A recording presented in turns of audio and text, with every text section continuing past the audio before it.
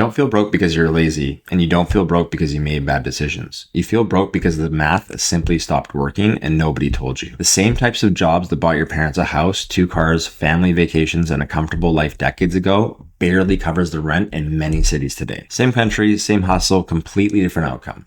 And that raises the question nobody seems to answer clearly. What actually happened? Because the money didn't disappear. The economy didn't collapse. In fact, the economy became larger than ever before. So if there's more wealth being created than ever, why does it feel harder for the average person to get ahead? Why does it feel like people are working harder than ever, yet falling behind at the same time? And more importantly, why does it feel like the version of life your parents had is getting further and further out of reach? There's a feeling millions of people have right now. A feeling that something financially just doesn't add up anymore. People look around and think, we have better technology than ever. The economy is bigger than ever. There's more opportunities than ever. Why does life feel tighter? Why does it feel harder for you to buy a house and harder to save money? Harder to raise a family, harder to breathe financially. Because if you only look at the surface level numbers, things appear great. GDP is up. Corporate profits are up. The stock market has exploded higher over the last several decades, but then you zoom in on the average person and suddenly the story looks a bit different. People are making more money than they did decades ago, but not enough to keep up with the cost of living. Homes became dramatically more expensive. Rent exploded. Healthcare costs skyrocketed.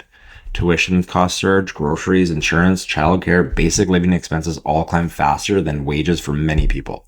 And that's why so many people feel stuck, not because they are failing, but because the rules quietly change. Let's go back for a second. In the 1950s and 60s, if you had a stable middle-income job, there was a realistic path to a comfortable life. One income could often support an entire family, and that sounds almost impossible to many younger people today, but that used to be normal. You could buy a house at a reasonable multiple of your income, you could raise children, you could save for retirement, you could take vacations without financing them on a credit card, and most importantly, as the economy grew, average workers benefited alongside it. That's the key people miss. Back then, productivity growth and wage growth were closely connected. When companies made more money, workers generally made more money too.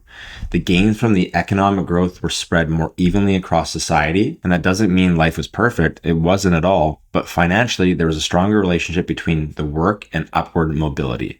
And that's what created the feeling people now describe as the American dream. By the 1970s, things still looked relatively strong on the surface, but underneath, small cracks were beginning to form. Inflation started rising, oil shocks hit the economy, living costs slowly began climbing faster. And one major shift started happening. More households increasingly needed 2 incomes instead of 1. At first, this wasn't always viewed as a problem. More women entered the workforce, creating more household income overall. But over time, something interesting happened. As dual incomes became more and more common, the economy slowly adapted to 2 income households.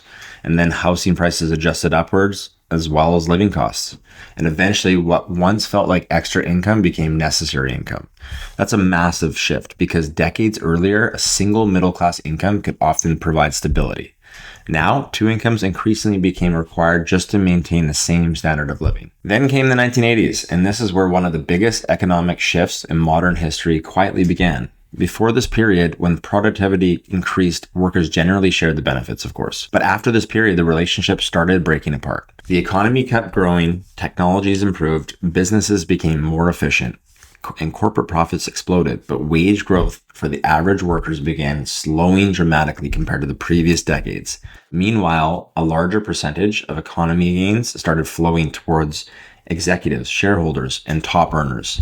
And most people didn't even realize it was happening because on paper, the economy still looked strong. But underneath the surface, the distribution of growth was changing. Now let's compare 1996 to today, 2026, because this is where things became impossible to ignore. In 1996, the average home price compared to the income was dramatically lower than it is today. A middle-class family could realistically buy a home without needing extraordinary income. College was expensive, but not life-altering debt for most people. Rent consumed a smaller percentage of income. Healthcare costs were, of course, lower, and many families still had room to save money. Now compare that to 2026. Housing prices in many areas have risen far faster than wages. People are spending enormous portions of their income just to keep a roof over their heads. Student debt became normalized. Credit card debt exploded. Car payments became longer. People financed everything. And despite working full-time jobs, many people still feel financially behind. And that's the difference. In 1996, hard work often created financial breathing room. In 2026, hard work alone often feels like just survival. A lot of people think the economy is broken, but that's not entirely accurate. The economy is actually doing what it was designed to do. The issue is that the rewards are no longer flowing the same way they once did. The economy still creates massive wealth. In fact, more wealth than ever before, but a larger percentage of the wealth is concentrated at the top. And you can see this everywhere. Executive compensation exploded. Owners of assets benefited enormously, and the stock market grew massively. Meanwhile, people who rely only on wages struggled to keep pace with rising costs. And that's why so many people feel like they're running faster just to stay in the same place. Where all the money went, and this is the part nobody explains clearly enough. The economy didn't stop growing, the pie dramatically got bigger. The problem is how the slices started getting divided. Over time, more wealth flowed towards capital owners, shareholders, large corporations, and high-level executives, and people who owned appreciating assets. And that's why assets exploded in value. Stocks surged, real estate surged, businesses surged. So if you owned assets, you likely became significantly wealthier. But if you relied only on income from a job, the experience often looked very different. And that's one of the biggest economic divides today. The American dream quietly changed, and the original promise was simple: work hard, play by the rules, and eventually you'll be able to build a stable life, better than the generations before you. But for many people today, the path feels far less certain. People are more educated than ever, working longer hours than ever, and more productive than ever. Yet many still feel financially stuck.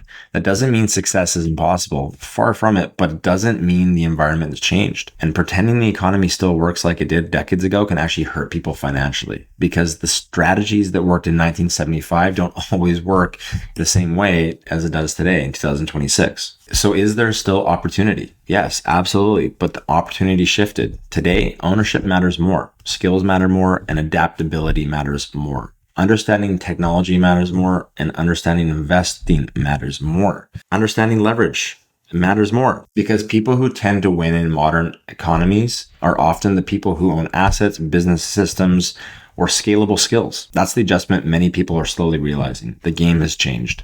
And once you understand that, you stop blaming yourself for the system that evolved underneath you. So are we better off today than decades ago? In some ways, yes, for sure. We have incredible technology, access to information, medical advancements, opportunities that did not exist before. But financially, especially for average workers, the story is far more complicated, because while the economy became dramatically larger, the benefits stopped being shared the same way they once were. And that's why so many people feel exhausted financially, even when living in the richest periods in history. If you ever felt like something about money, housing income, or getting ahead just doesn't make sense anymore, you're not imagining it. The economy changed, and the people who understand how it changed are the ones most likely to adapt successfully moving forward, because understanding the system is the first step, and learning how to position yourself inside of it is the next one.